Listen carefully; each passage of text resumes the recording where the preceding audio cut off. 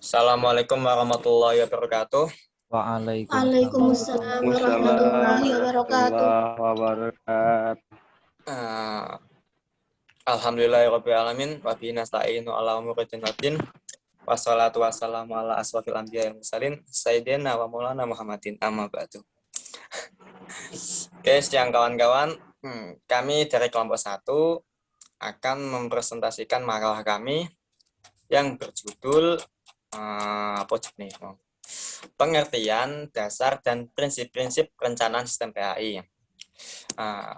Untuk pemakalah pertama, yaitu Mbak Ani akan menjelaskan bagian bab pertama, yaitu pendahuluan dan seterusnya. Oke, untuk Mbak Ani, silakan bisa dibaca makalahnya, karena saya sudah mengeser makalahnya di grup, ya bisa disimak atau bisa membaca di PPT-nya juga. Silakan. Dosennya Sterling apa ya?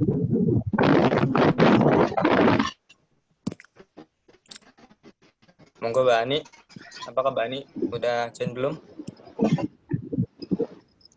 Pendahuluan. PPT-nya sudah ditampilkan, Mas. Liane dimut we.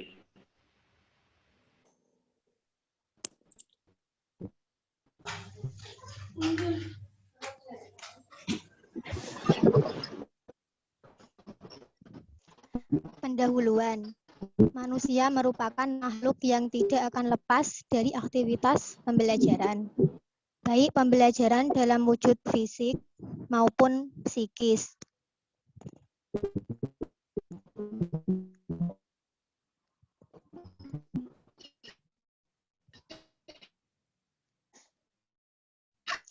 Pembelajaran berintikan interaksi antara pendidik dengan peserta didik dalam upaya membantu peserta didik mencapai tujuan pendidikan.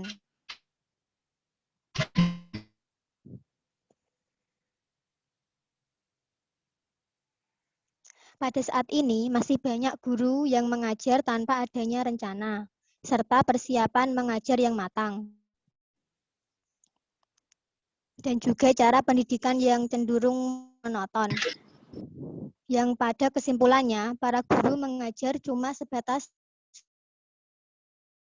sebelum membahas mengenai rencana serta persiapan mengajar yang matang, kita sebagai calon... Bentar itu loh.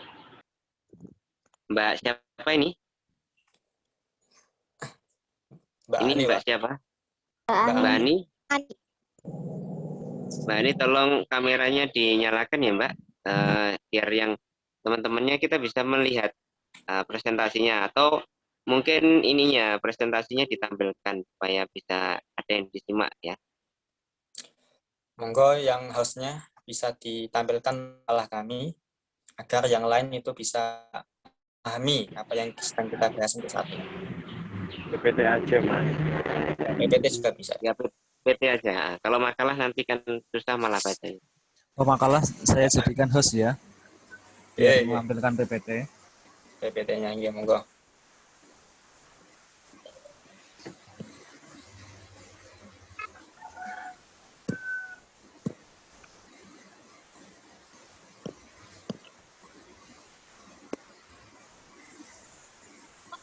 Silakan Mas Asob, sudah jadi host, bisa share screen. Sudah bisa ini. Saya.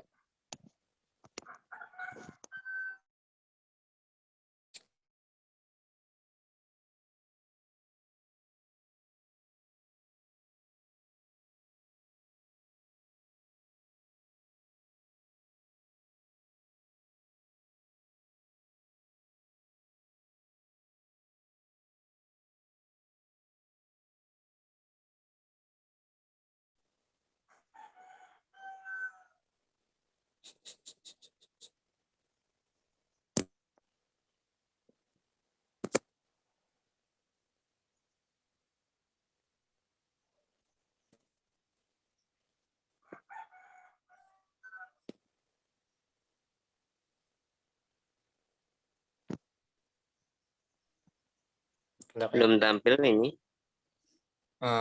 Bentar, Pak. Masih penyesuaian, Pak. Kalau di screen di HP saya masih agak bingung, Pak. Soalnya saya pakai HP, Pak. Kalau pakai laptop ada, Pak. Di HP malah mudah, Mas, ini. Mas. Ya, karena saya kan belum pernah mencoba gitu, Pak. Oh, Yang mana ini?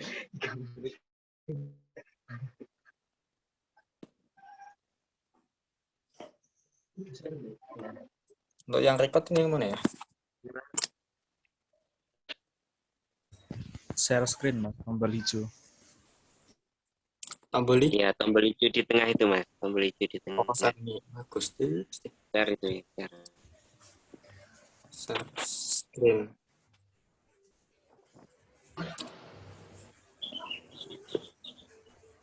Yes.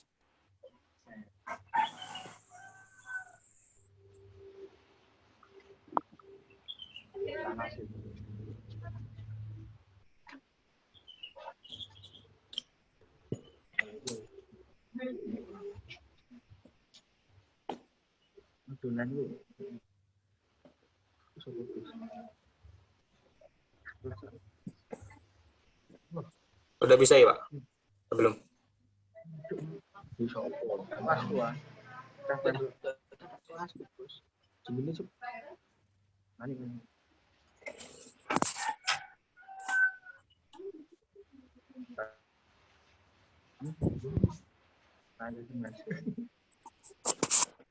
Ini udah ketampil belum? Belum, Sob. Belum, Mas. Oh, ya, sedikit aja. Kangelan aku.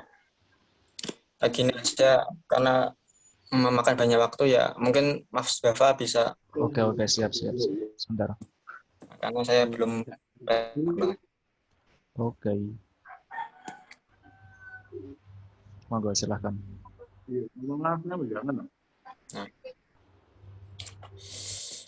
Oke, untuk selanjutnya Mas Roset bisa, Mbak Ani belum ya tadi ya?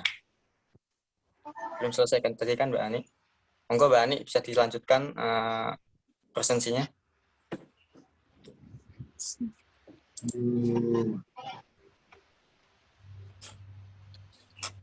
Keadaan Monggo. rencana serta persiapan mengajar yang matang.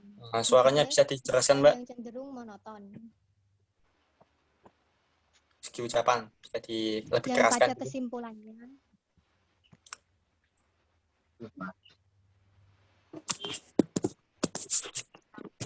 kesimpulannya para guru mengajar dengan sebatas mentransfer ilmu saja.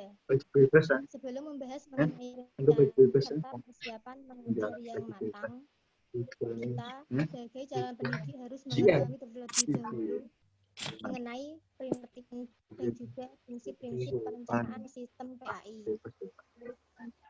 Bersumber pada latar belakang tadi, maka inti pembahasan dalam makalah ini yaitu pengertian dasar dan prinsip-prinsip perencanaan sistem PAI. Silakan Mbak Anisata menyampaikan materi yang selanjutnya. Monggo Mbak Anis bisa dilanjutkan. Bisa kedengar. Perencanaan sendiri berasal dari kata rencana yang berarti proses, rancangan, perbuatan merencanakan. Suaranya kok nggak keras ya dari sini ya? Nggak pakai speaker, Pak. Oke. Yang pertama yaitu pengertian perencanaan berasal dari kata rencana yang berarti proses, rancangan, dan perbuatan merencanakan. Dalam ilmu manajemen sendiri, perencanaan sering disebut dengan istilah planning, yaitu persiapan menyusun suatu keputusan berupa langkah-langkah penyelesaian suatu masalah atau pelaksanaan suatu pekerjaan yang terarah pada tujuan pencapaian tujuan tertentu. Dapat ditarik kesimpulan bahwa perencanaan adalah suatu cara yang dilakukan seseorang secara sistemik untuk mencapai tujuan yang diinginkan. Selanjutnya, pengertian sistem. Menurut Umar H. Malik, sistem adalah seperangkat komponen atau unsur-unsur yang saling terintegrasi untuk mencapai suatu tujuan. Selanjutnya, pembelajaran atau pengajaran. Mbak, Secara mohon implisit, maaf sebelum ini tolong saya diarahkan ya untuk PPT-nya. Silakan dilanjut, maaf.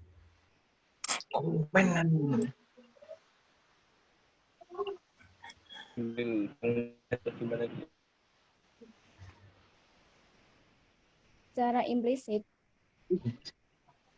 ini saya pakainya makalah, Mas. Oke, siap. Maaf. Apa dosennya mencelek? Gimana? Monggo, Mbak, lanjutkan. Pengertian Untuk pembelajaran. kelompok 2, siap-siap nanti memberikan pertanyaan ya. Pengertian Siap, tersebut Pak. secara implisit dalam pengajaran terdapat kegiatan memilih, menetapkan, mengembangkan metode untuk mencapai hasil pengajaran yang diinginkan.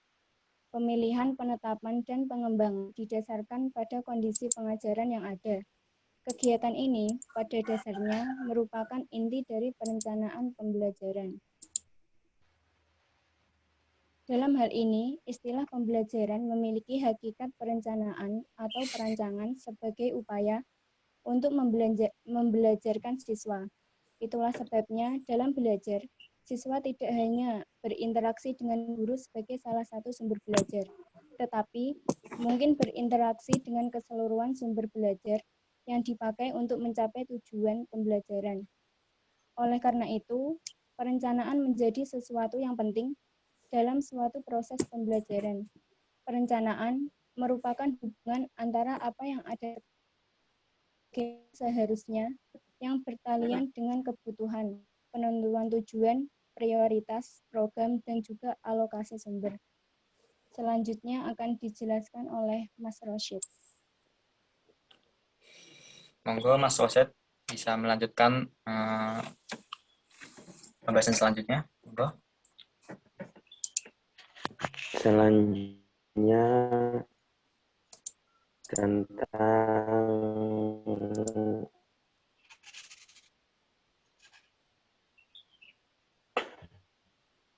prinsip-prinsip perencanaan sistem PAI. Seorang guru pembelajaran cepat menyusun perencanaan proses belajar dengan baik, bahkan mampu mengimplementasikannya ketika proses pembelajaran berlangsung.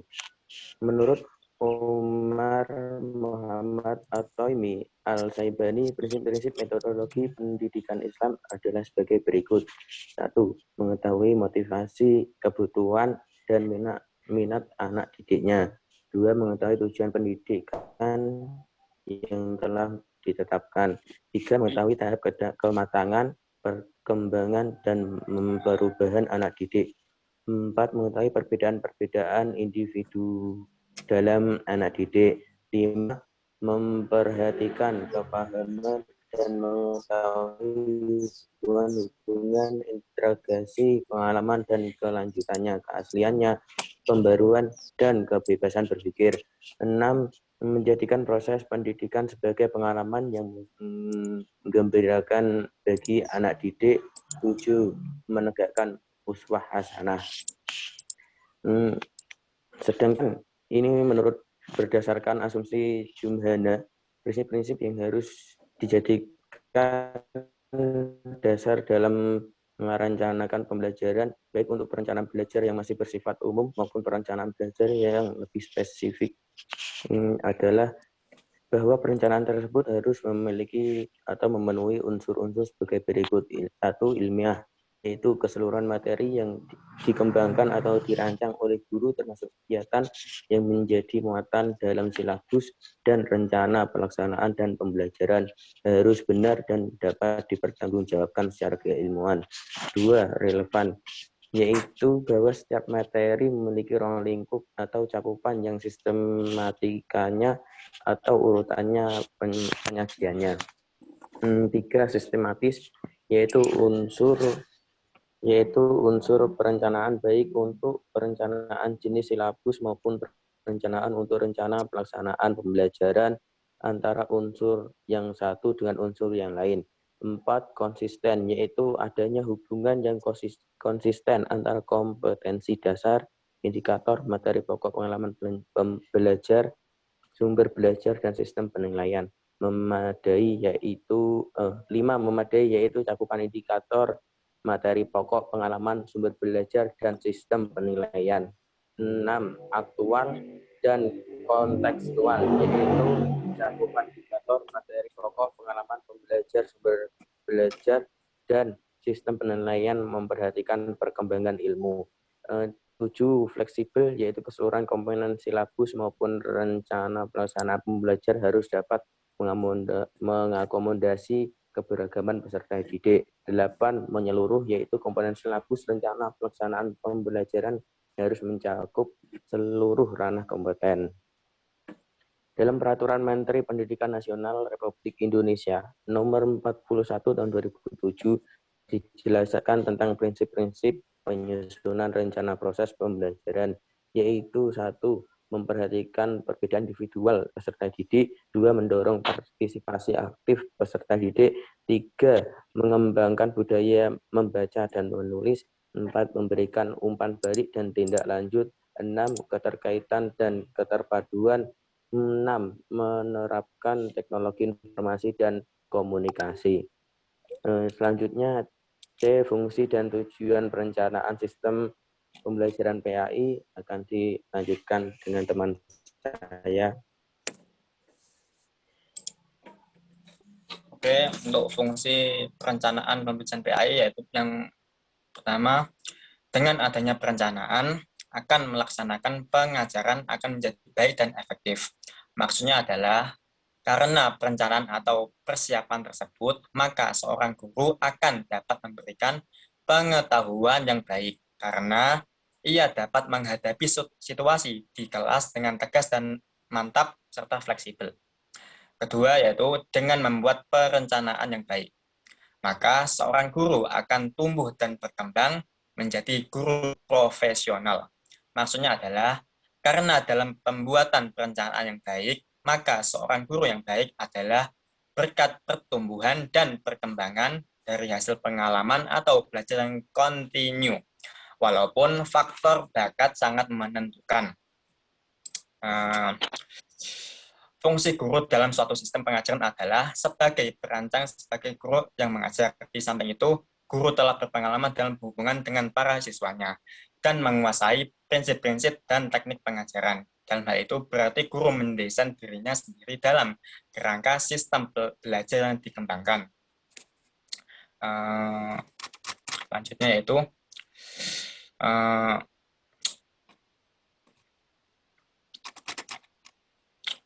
tujuan perencanaan pembelajaran PAI.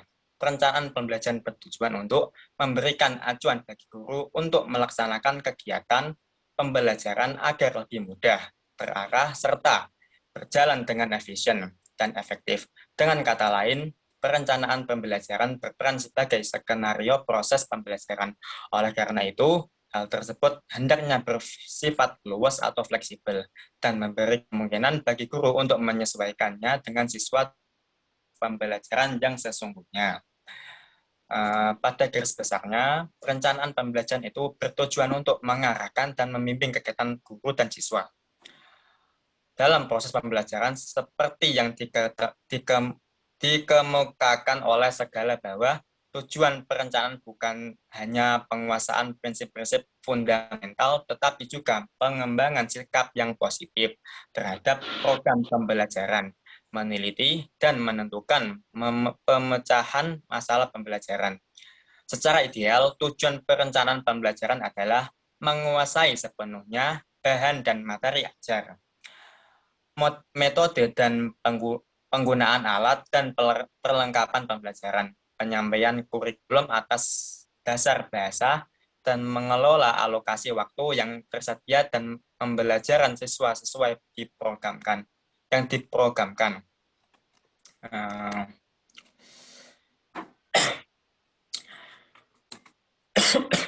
Tujuan perencanaan itu memungkinkan guru memilih metode mana yang sesuai sehingga proses pembelajaran itu mengarah dan dapat mencapai tujuan yang telah dirumuskan. Bagi guru, setiap pemilihan metode berarti menentukan jenis proses belajar mengajar mana yang dianggap efektif atau mencapai tujuan yang telah dirumuskan. Hal ini juga mengarahkan bagaimana guru mengorganisasikan kegiatan-kegiatan siswa dalam proses pembelajaran yang telah dipilihnya. Dengan demikian, betapa pentingnya tujuan itu diperhatikan dan dirumuskan dalam setiap pembelajaran, agar pembelajaran itu benar-benar dapat mencapai tujuan sebagaimana yang tertuang dalam kurikulum.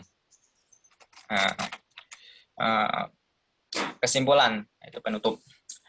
Perencanaan pembelajaran adalah suatu hal yang sangat penting yang harus dikerjakan oleh setiap guru ataupun calon guru. Jadi, perencanaan pembelajaran berarti pemikiran tentang penerapan prinsip-prinsip umum mengajar di dalam pelaksanaan tugas mengajar. Dalam suatu situasi, interaksi, pembelajaran atau interaksi guru-murid tentu yang khusus, baik yang berlangsung di dalam kelas ataupun di luar kelas. Makin baik dipikirkan, makin baik persiapan perencanaan pembelajaran itu, sehingga bisa diharapkan makin baik pula dalam pelaksanaannya.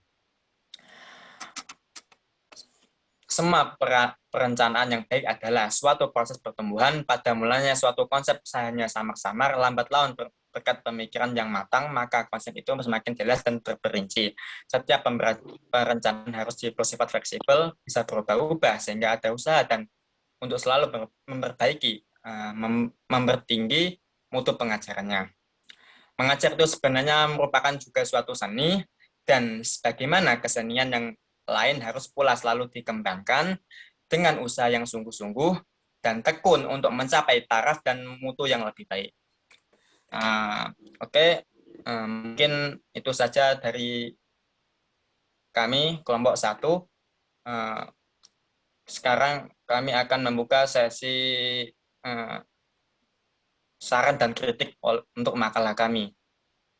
Kami kasih waktu 3 menit atau 5 menit lah untuk bisa mengkritik makalah kami. Monggo.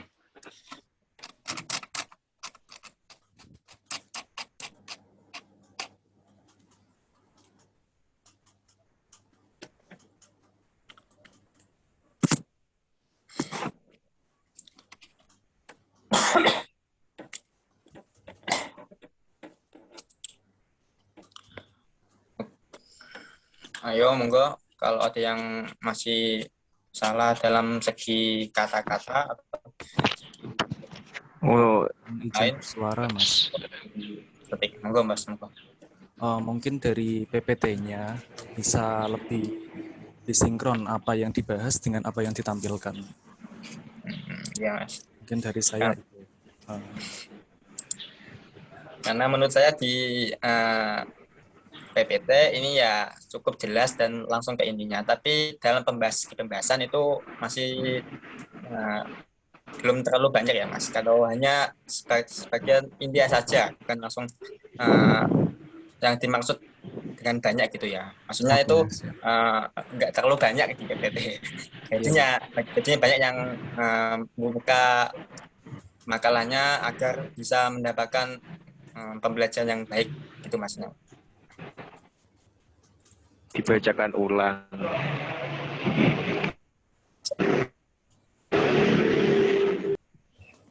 Mungkin untuk bagian daftar pustaka, Mas, bisa diperhatikan banyak yang kesalahan. Mungkin dicek lagi bagaimana cara penulisan daftar pustaka yang baik dan dalam pedoman yang sudah beredar itu. Oke, Mas. Daftar pustaka terlalu hanya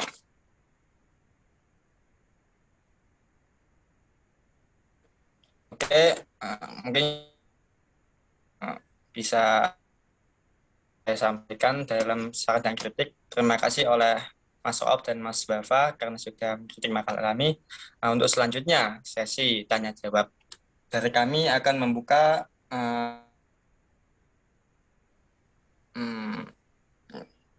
Tiga pertanyaan, ya monggo silakan.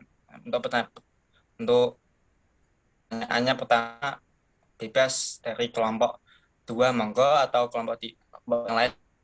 Untuk yang diwajibkan yaitu kelompok 2 bisa bertanya. Jika yang bertanya itu tidak genap atau tidak full juga, maka kelompok lain monggo bisa. Izin bertanya, saya dari kelompok 2. Oke. Nama saya Aliman Abdul Rauf, NIM 1910110175. Yang pemakalah sampaikan di sini mengenai prinsip-prinsip perencanaan sistem PAI, yang judulnya kan sistem PAI. Tapi kalau saya lihat, saya telaah substansinya ini secara pembelajaran secara umum. Nah, apa ada faktor pembeda antara prinsip-prinsip perencanaan sistem pembelajaran mata pelajaran umum dan mata pelajaran khususnya PAI? Apakah ada faktor pembedanya? Seperti itu. Saya dari kelompok 2. Terima kasih.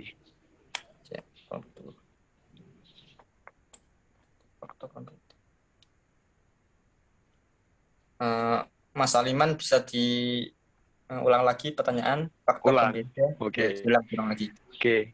Faktor pembeda tentang prinsip-prinsip rencana pembelajaran pada mata pelajaran biasa, mata pelajaran umum dengan mata pelajaran PAI. Faktor pembedanya itu di mana? Karena di sini substansi yang disampaikan itu fokus kepada umum, mungkin seperti itu. Ya. Yang terfokus ke PAI para yang situ apa? Terima kasih. Makasih Mas Rauf. Oke, masih ada 2 pertanyaan. Monggo dari kelompok 2 bisa bertanya lagi, atau kelompok yang lain bisa bertanya.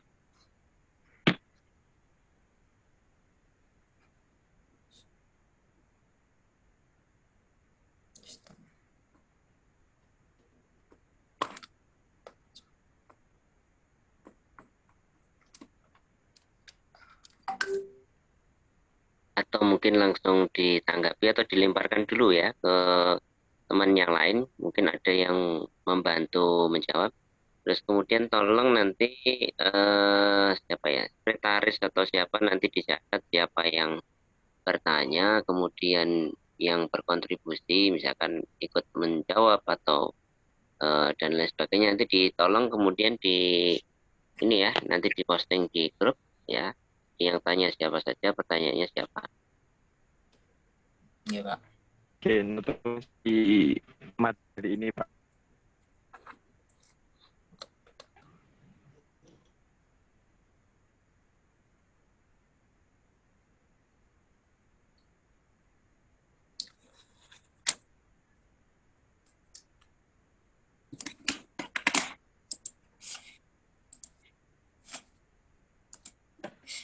Oke, masih ada 2 pertanyaan ya.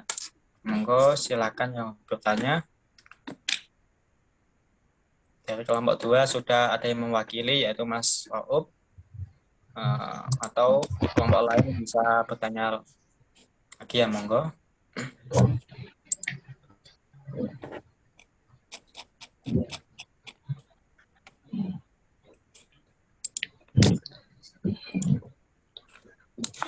Assalamualaikum Mas Asop, saya mau tanya.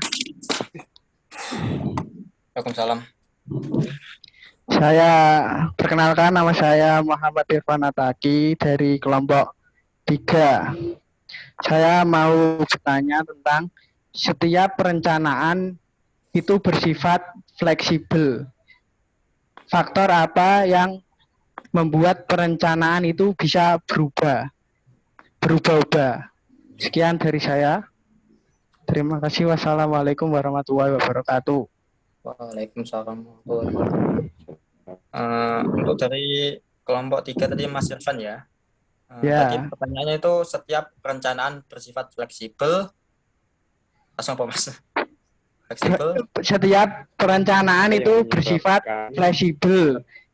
Faktor apa yang membuat perencanaan tersebut bisa berubah-ubah? Itu pertanyaan dari halaman 11. Kesimpulan itu loh. Oh, paham ya. Bisa diberi contohnya gitu.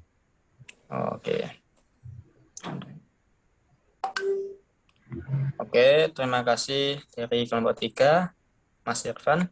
Monggo masih ada satu pertanyaan lagi. Dari kelompok 2 dan 3 sudah ada yang bertanya. Untuk kelompok lain masih ada kesempatan untuk bertanya. Monggo silakan. Izin bertanya Mas Asof. Oke. Sebelumnya perkenalkan, nama saya Rudi Bagus Saputro.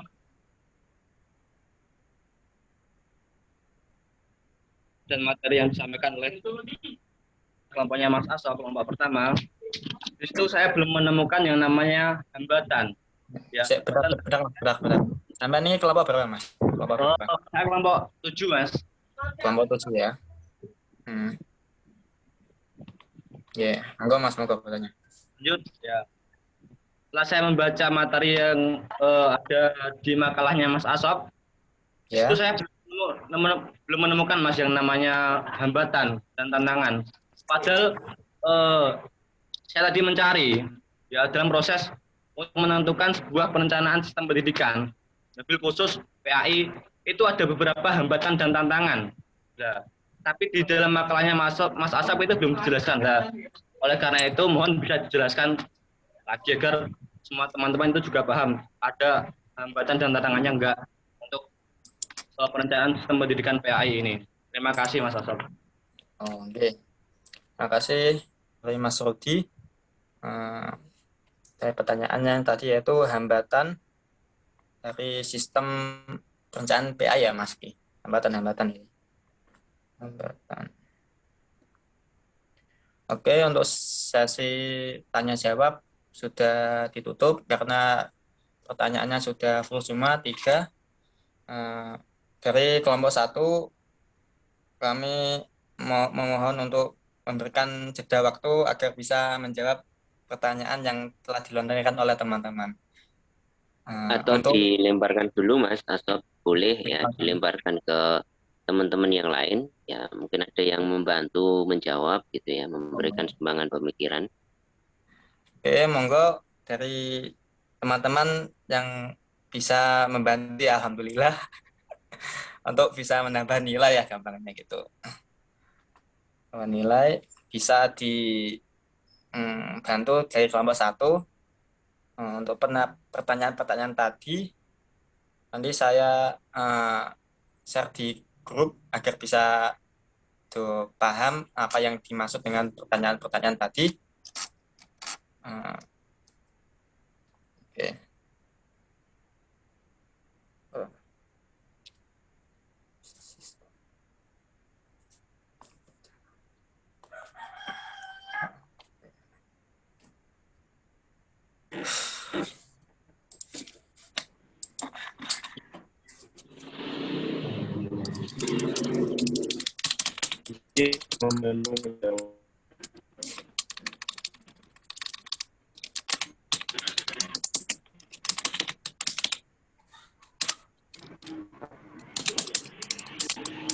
Halo. Izin membantu menjawab. Monggo. Izin membantu menjawab dari pertanyaan Mas Irfan. Saya Aliman Abdul Rauf, NIM 1910110175. Kenapa pertanyaan tadi kenapa sistem pembelajaran itu bersifat perencanaan sistemnya bersifat fleksibel. Nah, fleksibel di sini yang dimaksudkan keseluruhan komponen itu harus bersifat fleksibel berdasar yang dapat mengakomodasi keragaman peserta pendidik serta dinamika perubahan yang terjadi yang di sekolah dan tuntutan masyarakat. Oleh karena itu, di setiap keragaman peserta pendidik dan dinamika itu kan mesti berubah-ubah serta tuntutan dari masyarakat pun berubah-ubah. Berarti kalau pembelajaran itu tidak fleksibel, tidak berubah-ubah, kita akan mandek, tidak sesuai dengan apa yang dibutuhkan oleh masyarakat, tidak sesuai dengan apa yang menjadi keragaman peserta didik. Jika itu tetap dilaksanakan seperti tetap dirancang seperti perencanaan yang dulu tidak berubah-ubah, maka akan tidak sesuai dengan tuntutan situasi dan kondisi yang terjadi pada saat itu. Mungkin seperti itu, mohon maaf jika mubeng dan membingungkan. Oke, terima kasih dari Mas Faub telah menjawab, telah membantu kelompok kami dari tadi pertanyaan yang kedua ya Mas, yang perencanaan bersifat fleksibel. Oke, dari Mas Irfan, bagaimana tentang jawaban dari Mas Faub? Apakah sudah jelas atau masih belum? Ya, bisa diberikan contohnya, Mas?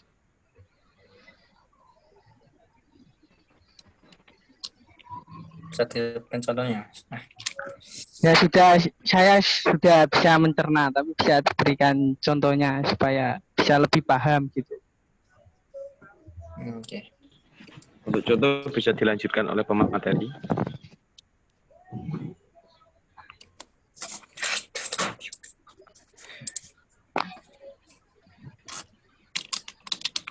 Bentar ya Mas, saya sedang... Untuk moderator boleh izin masuk buat contohnya. Monggo, Mbak.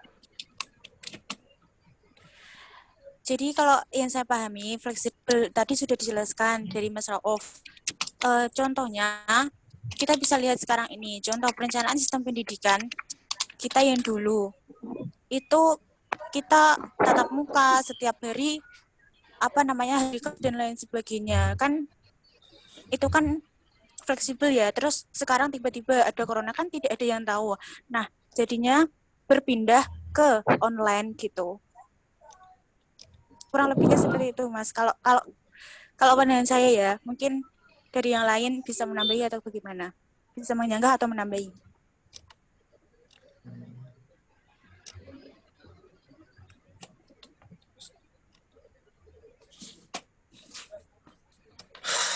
Mungkin itu sudah bisa cukup dipahami. Ya, terima kasih atas jawabannya, teman-teman. Terima kasih. Ya, saya alhamdulillah sudah paham. Mungkin pemateri bisa menjawab pertanyaan yang lain. Terima kasih ya. Oke, makasih. Terima kasih dari jawaban Mas Waob dan Mbak Silvi tadi ya, yang menjelaskan tentang fleksibilitas perencanaan yang bisa berubah-ubah tadi ya. Jadi jelasan tadi, dan dari Mas Irfan tadi sudah memahami apa yang dimaksud dengan sistem setiap perencanaan bersifat fleksibel yang bisa berubah-ubah tadi yang dijelaskan tadi ya. Oke, untuk pertanyaan yang 2 tadi sudah dijawab. Masih 2 pertanyaan lagi.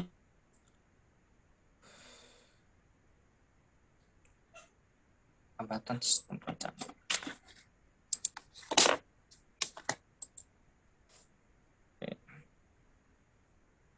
Dari kelompok lain, kalau mau membantu kelompok kami lagi ya monggo, atau bisa menambah nilainya lagi bisa monggo. Yang tadi pertanyaan dari Mas Roop kan masih belum terjawab ya, dan kelompok yang pertanyaan 3 yang tadi tadi Mas Rudi ya masih belum, masih 2 pertanyaan lagi.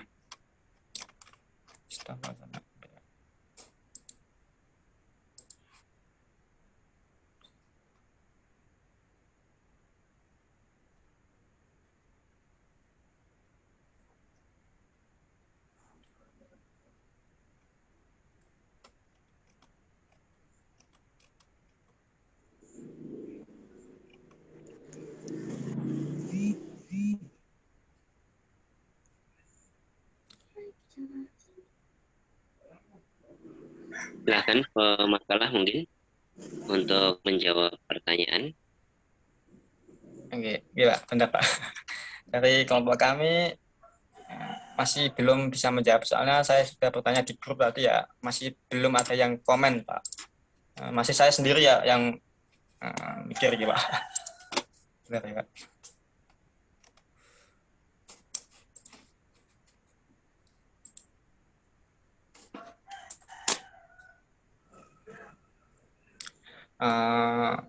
sistem perencanaan. Oke, saya akan menjawab dari pertanyaan yang ketiga dari Mas Rudi tadi ya, dari kelompok 7. Hambatan apa? Hambatan sistem perencanaan PAI. Tadi yang di makalah kami kan tidak dijelaskan ya, Mas. Maksudnya tidak ada hambatan-hambatan, hanya sebuah sistem pembelajaran saja tadi di makalah kami. Saya akan menjawab pertanyaan Mas Rodi tadi, hambatan-hambatan sistem perencanaan PAI. Untuk masalah hambatan itu ada banyak, Mas, seperti aspek sosiologis. Aspek sosiologi yaitu setiap kebijakan baru dalam suatu rencana pendidikan yang akan dilaksanakan sedikit banyak. Nah, oleh sebab itu, para perencanaan pengambil kebijakan dan pelaksanaan pendidikan perlu memperhatikan aspek sosiologis. Dari hambatan tersebut, maksudnya yaitu dalam sebuah rencana pendidikan harus sedikit atau banyak memengaruhi yang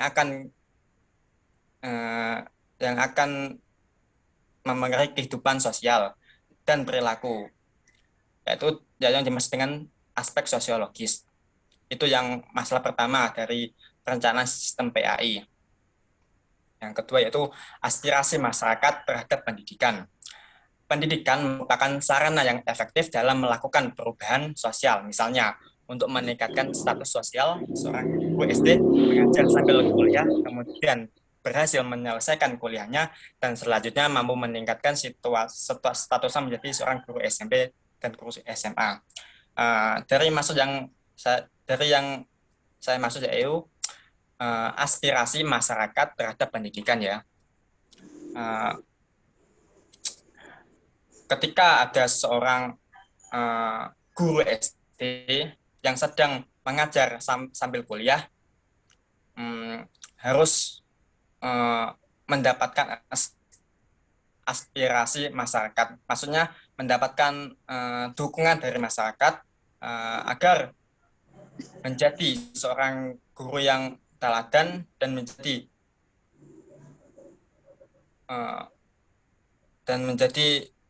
apa sih ini? Menjadi guru yang dapat dipahami lah.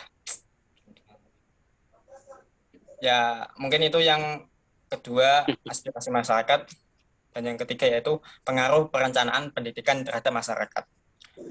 Beberapa pengaruh pendidikan yang menimbulkan pandangan dan anggapan ketidakadilan adalah sebagai berikut. Pertama itu proses seleksi yang ketat untuk memasuki jurusan tertentu di perguruan tinggi dalam rangka menyediakan tenaga kerja yang bermutu tinggi dan tidak melebihi jumlah yang dibutuhkan. Yang ketiga yaitu tabu dan sanksi sosial dalam perencanaan. Ya banyak sih hambatan-hambatan yang dari sistem PAI ini, yang salah satunya itu yang saya jelaskan tadi, dari tabu dan sanksi sosial atau pengaruh perencanaan pendidikan terhadap masyarakat atau aspek sosiologis yang tadi. Moga Mas, apakah sudah jelas dari pembahasan yang saya jelaskan tadi atau masih bingung yang saya maksudkan? Moga Mas. Terima kasih Mas Asaf atas jawabannya. Ya, untuk jawaban Mas Asaf tadi untuk hambatan masih bersifat universal ya, masih hambatan yang bersifat umumnya lah. Agar lebih fokus, agar lebih spesifiknya lagi, mungkin bisa dicontohkan Mas sebuah materi ya, buatlah sebuah materi yang harus dibahas siswa. Misalnya siswa dalam bab ini harus bisa menghafal huruf hijaiyah. Ini sebuah pemisalan. Nah, itu apa saja sih hambatannya? Lah, untuk hambatannya nanti mungkin bisa dicarikan solusinya gitu, Mas. Buat sebuah kayak MK itu loh, materi yang harus dikuasai siswa itu loh. Satu aja gitu, Mas. Contoh Maksudnya yang harus dipelajari oleh murid yang harus dipelajari oleh murid gitu ya, Mas? Ya yang harus dipelajari dan harus dikuasai. Misalnya kan anak ya dalam semester ini harus bisa pembelajaran ada yang namanya hambatan-hambatan. Nah itu hambatan apa sih dan bagaimana sih cara menyelesaikan hambatannya tersebut agar siswa itu bisa mencapai itu tadi MK-nya tadi. Oh, maksudnya hambatan yang pertama yaitu kita harus memahami muridnya,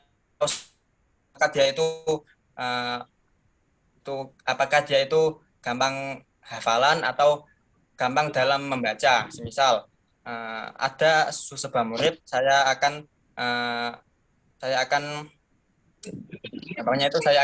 memberikan contoh. Nang, Nang, kamu bisa membaca ini atau enggak? Enggak bisa baca. Nah, kalau enggak bisa baca, mendengarkan dulu. Dengarkan dulu ya. Maka dari hal mendengar tersebut, maka dia bisa memahami dari huruf hijaiyah. Misal lam, maka aku mau lam, maka huruf lam itu saya tuliskan. Maka sebuah murid itu bisa memahami apa itu huruf hijaiyah kayak gitu, Mas. Atau yang lain. Mungkin teman-temannya Mas Asaf, kelompoknya Mas Asaf bisa menambahi. Dari tadi kan yang bicara Mas Asaf terus, mungkin ada referensi yang lain dari temannya Mas Asaf gitu. Baik, Mas Asaf, tadi tolong diulang pertanyaan nomor 1 tadi apa? Untuk pertanyaan nomor 1 yaitu faktor pembeda tentang prinsip sistem pembelajaran PAI. Faktor pembeda tentang prinsip sistem pembelajaran PAI dari mata pelajaran biasa dan mata pelajaran PAI. Faktor pembeda antara pembelajaran PAI dan pembelajaran biasa dan pembelajaran mapel umum. Ya.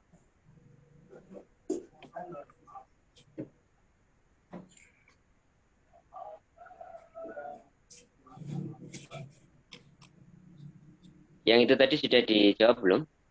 Yang itu nomor 1 tadi? Belum, Pak. Belum terjawab. Faktor pembeda pembelajaran PAI dengan yang lainnya atau bagaimana tadi? Ya, Pak. Faktor pembeda tentang prinsip, Pak. Perencanaan sistem nih, Pak. Jadi tentang ini perlu sistemnya. perlu digarisbawahi dulu ya. Jadi secara umum ini kan mungkin dengan pertanyaan-pertanyaan yang disampaikan tadi, pertanyaan yang lainnya ya juga tadi sepertinya ini belum betul-betul dipahami bahwa makna dari mata kuliah ini sudah saya ulangi ya. Jadi nomenklatur atau nama dari mata kuliah ini adalah perencanaan sistem pembelajaran PAI. Jadi perencanaan di sini menyangkut dengan perencanaan pembelajaran,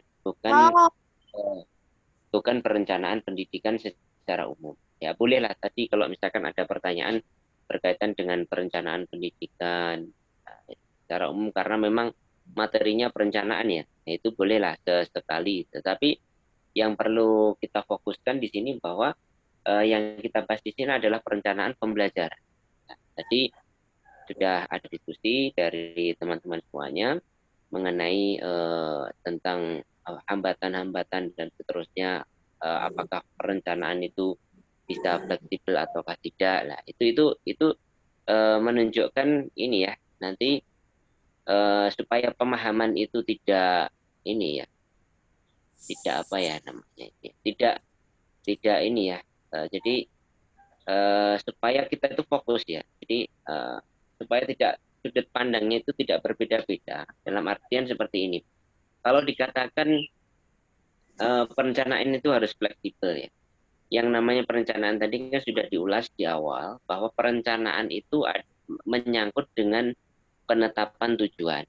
Jadi kalau pembelajaran ya penetapan tujuan pembelajaran yang akan dicapai apa gitu kan. Nah, perencanaan itu selalu dilakukan di awal.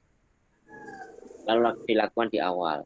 Kemudian ketika di tengah jalan, ya ternyata ada hambatan-hambatan atau kendala dan seterusnya sehingga menjadikan ya perencanaan di awal itu tidak berjalan mulus sebagaimana yang direncanakan. Nah, ini nanti ada masuk ke ranah perencanaan strategis.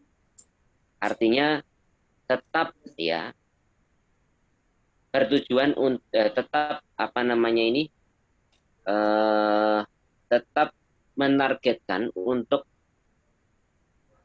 mencapai tujuan yang ditetapkan di awal, tetapi dengan apa namanya ini ya replanning, jadi merencanakan ulang ya bagaimana apa namanya ini tindakan-tindakan atau langkah-langkah yang harus dilakukan sehingga tujuan yang ditetapkan di awal tadi tercapai.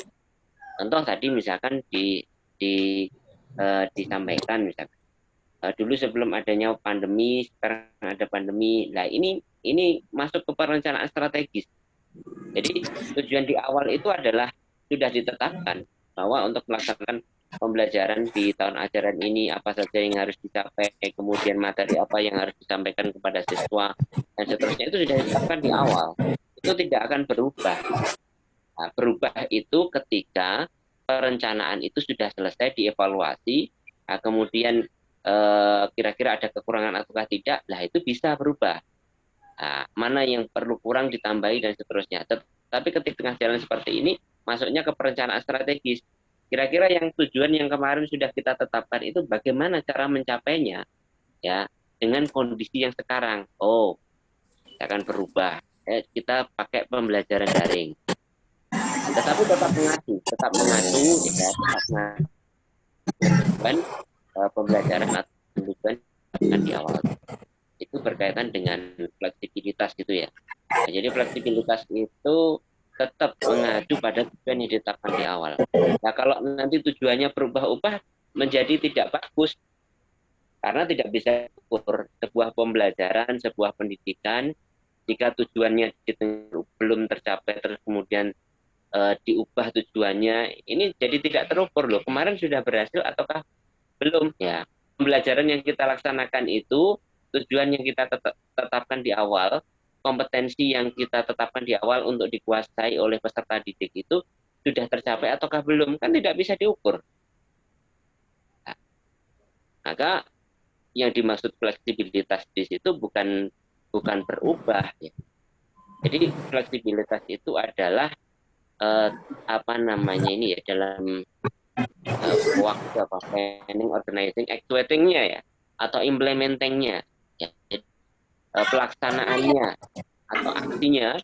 Nah, ketika di tengah jalan itu menemui hambatan-hambatan itu maka dia bisa fleksibel tetapi tetap mengacu pada perencanaan di awal itu. Jadi tidak bisa seorang di awal semester dia sudah menetapkan melalui silabus dan seterusnya. Kemudian di tengah semester diubah silabusnya, nggak bisa seperti itu. Atau RPP, ya RPP di tengah pembelajaran kemudian diubah, tidak bisa. Nah, nanti menjadi tidak terukur pembelajarannya itu. Ini yang berkaitan dengan fleksibilitas. Kemudian yang kedua tadi apa tadi? Berkaitan dengan apa tadi? Yang sudah didiskusikan tadi apa? Mas Asop yang jawab tadi berkaitan tentang apa?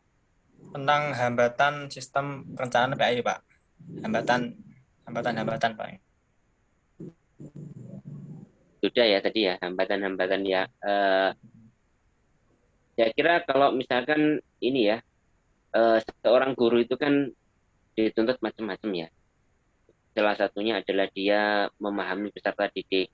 Jadi dia termasuk yang disampaikan tadi, jadi dia memahami mungkin yang dimaksud Mas Asop tadi memahami tipe-tipe belajar siswa misalkan. Nah, tipe-tipe belajar siswa apakah dia auditori, apakah dia apa namanya itu selainnya apa? Saya lupa. Visionary ya. Visioner apa namanya ataukah dia kinestetik. Nah, itu kan beda-beda seperti itu. Tetapi di sini ya ketika seorang guru itu sudah menetapkan tujuan di awal, kemudian kompetensi apa yang harus dicapai oleh peserta didik, kemudian metodenya apa, ini seorang guru sudah memprediksikan, kalau dia mengetahui hambatan itu sejak awal, pasti seorang guru itu harus dalam pembelajaran, misalkan gini ya, misalkan kita mau pembelajaran ya dengan audiovisual gitu ya di kelas, misalkan offline langsung di kelas. Ternyata sekolah itu tidak memiliki LCD, ya jangan dicantumkan di RPP itu, jangan dicantumkan bahwa kita pembelajaran yang kita lakukan itu perencanaannya akan memakai media ini ya, LCD ya, audiovisual dan seterusnya. Maka bisa diganti dengan media yang lain, atau mungkin bisa melalui media buatan yang lain. Jadi intinya dengan perencanaan yang bagus itu meminimalisir ya hambatan-hambatan yang mungkin akan dijumpai ketika masa pembelajaran tadi. Nah, kalau tidak bisa meminimalisir ya nanti jadinya tidak berhasil pembelajaran yang dilakukan. Begitu pula pendidikan ya. Misalkan kita mau buat kurikulum baru lah, itu kan harus analisis dulu kan. Nah, kira-kira nanti kalau diimplementasikan di tingkat sekolah dan seterusnya itu sudah mampu ataukah belum? Bagaimana kalau misalkan ini masih berat, kira-kira adakah tahapan-tahapan untuk menuju ke sana? Nah, itu kan harus direncanakan dahulu. Direncanakan. Nah, kalau perencanaannya nggak matang ya, nanti bisa jadi tidak bisa diimplementasikan di ini ya, di di tingkat sekolah itu. Contoh misalkan di masa lalu kita kenal program RSBI ya, Sekolah Rintisan Rintisan RS Sekolah Rintisan Sekolah Berstandar Internasional. Jadi di situ di program RSBI itu beberapa sekolah-sekolah yang terakreditasi A dan dia cukup bonafit itu ya, itu diberikan suplai dana yang tidak sedikit ya, ratusan juta bahkan miliaran itu ya, bahkan miliaran dana yang dikucurkan oleh pemerintah ya, itu untuk ya supaya ya menciptakan sekolah itu berstandar internasional. Artinya apa? Indikatornya adalah misalkan siswa dari sekolah itu melakukan pembelajaran dengan bahasa asing misalkan, entah itu bahasa Arab ataupun bahasa Inggris ataupun bahasa yang lainnya di samping bahasa Indonesia. Nah, ternyata program ini tidak berjalan dengan baik, yang akhirnya justru tersebar ini ya tersebar momok ya. Ketika itu ternyata dalam satu kali ujian nasional itu beberapa atau banyak sekolah-sekolah yang mendapatkan dana RSBI itu justru ya 90% siswanya itu tidak lulus sekolah itu. Nah, tidak lulus sekolah.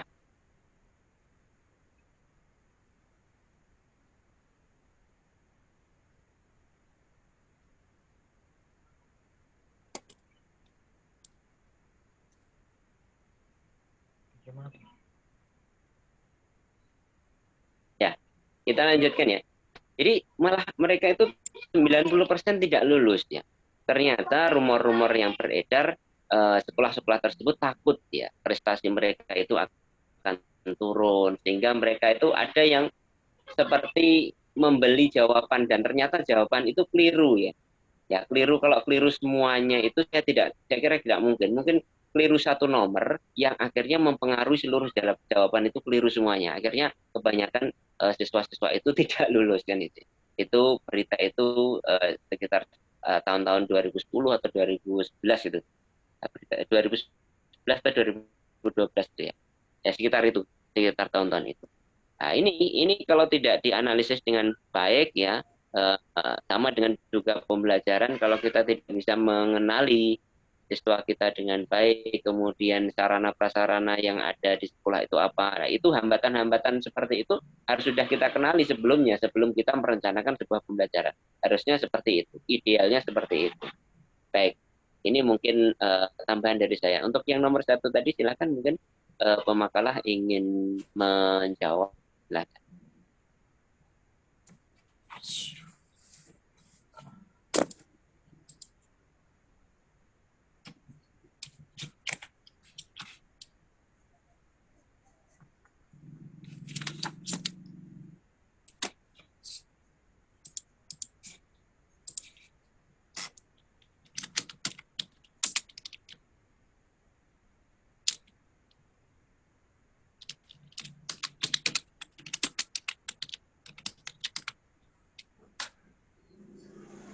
Untuk pertanyaan nomor 1, silakan.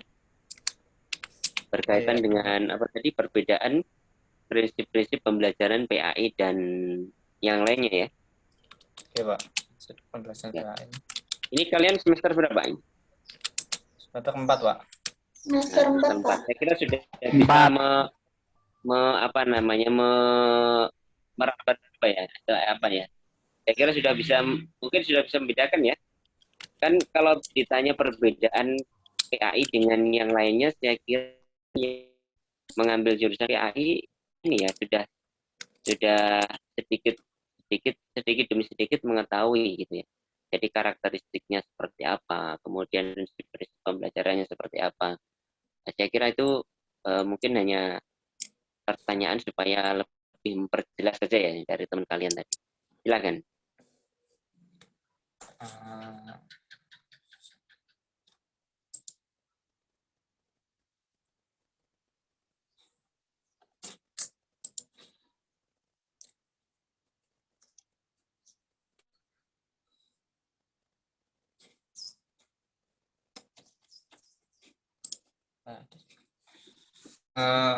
Dari pemikiran saya sendiri ya Pak, kalau faktor pembeda tentang prinsip sistem PAI dengan sistem pembelajaran umum itu pembedanya yaitu sistem dari kurikulumnya Pak, mungkin bisa beda Pak. Kalau yang PAI ini merujuk ke segi agama, dan untuk yang umum itu bisa lebih meluas lah, atau universal gampangnya, yang umum tak yang umum. Contohnya seperti yang PAI, sistem pembelajarannya yaitu tentang membahas tafsir gampangnya Pak, tafsir. Kalau di segi pembelajaran umum atau yang di luar negeri ya umum ya, kalau membahas tafsir itu mungkin ada tapi jarang Pak, kalau yang PAI itu kemungkinan kebanyakan ada sih. Maaf kalau salah. Dan yang kedua itu dalam sistemnya yang berbeda itu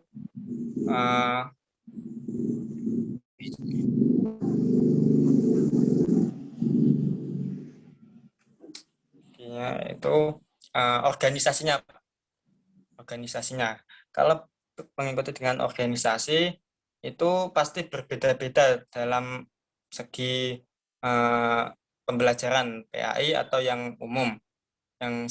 Yang organisasi yang PAI yang kebanyakan yaitu kayak DIMA, SEMA atau PMII, dan yang umum itu apa yang umum? Yang umum saya lupa Pak, tapi ada mungkin Pak.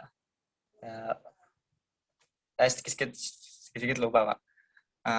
Ya mungkin dari itu saja yang saya dapat sampaikan. Maaf kalau masih belum jelas atau salah. Ya menurut pemikiran saya sendiri tentang perbedaan tentang faktor sistem pembelajaran PAI. Ya itu Pak.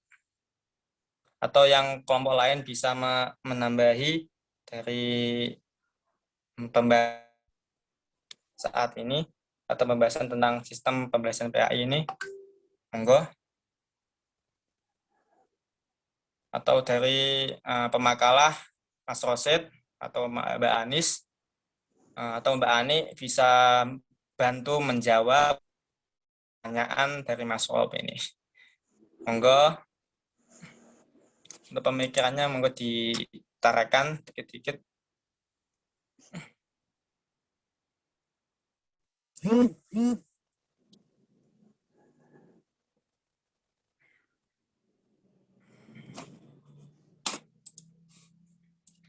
Monggo Mas Rob, apakah jawaban saya ini masih kurang puas atau harus ada penambahan lagi agar bisa dapat dipahami lagi gitu?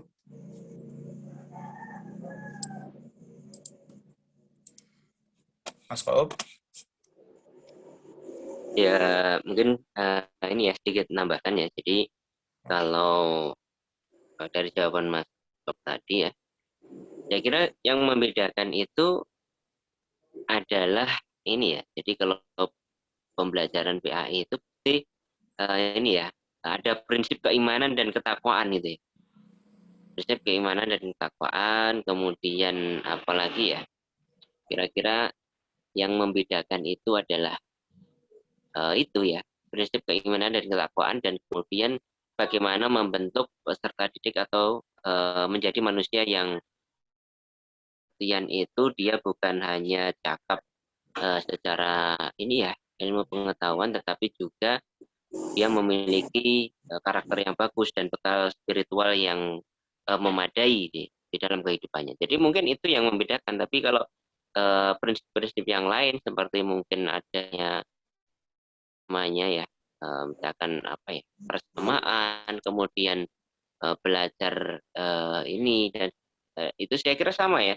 Tapi kalau yang membedakan ya mungkin ciri khasnya itu karena selalu berorientasi pada keimanan ya dan ketakwaan, kemudian bagaimana membentuk manusia secara utuh gitu ya, bukan hanya aspek ini ya pengetahuan umumnya saja, tetapi juga dari karakter dan spiritualnya itu ada dalam pembelajaran PAI itu. Berarti dalam segi pemikiran agama atau segi dalam jiwanya itu berbeda gitu ya Pak?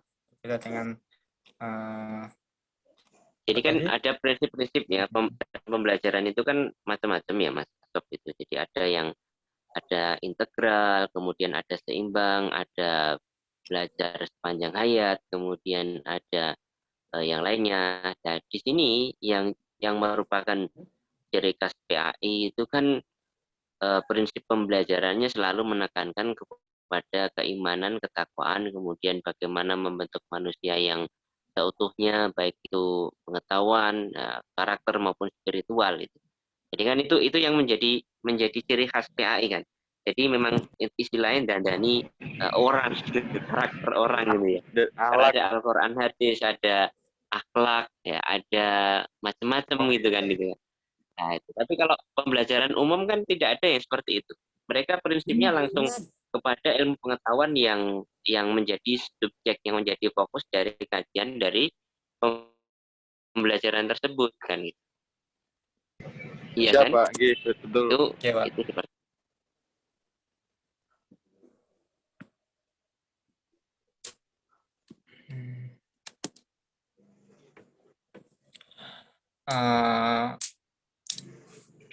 jadi bisa dipahami kalau sistem pembelajaran PAI agama Islam adalah sebuah tatanan dari beberapa komponen pembelajaran yang terorganisir, saling terkait, dan isinya termuat nilai-nilai agama Islam secara universal sebagai pedoman berperilaku, berpikir, dan berkehendak dalam perjalanan ke hidup sampai mati.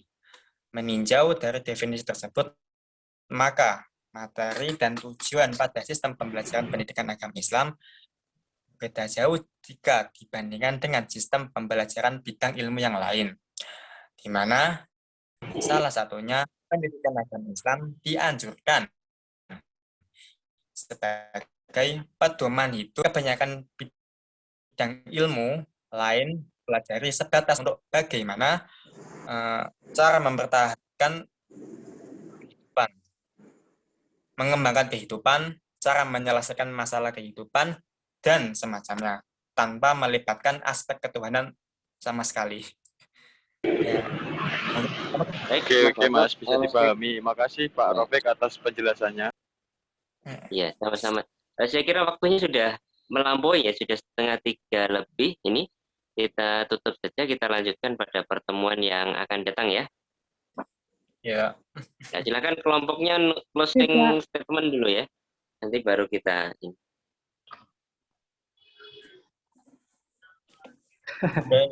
dari kelompoknya. Ya, silakan. Oke, dari kelompok 1 sudah menjawab semua pertanyaan dan terima kasih sudah menemani sore hari ini. Moga-moga pembelajaran yang kita Amin. agar bermanfaat ke depannya. Yang dapat saya sampaikan, Allahumma bi'aqami tarik. Wassalamualaikum warahmatullahi wabarakatuh. Waalaikumsalam warahmatullahi wabarakatuh.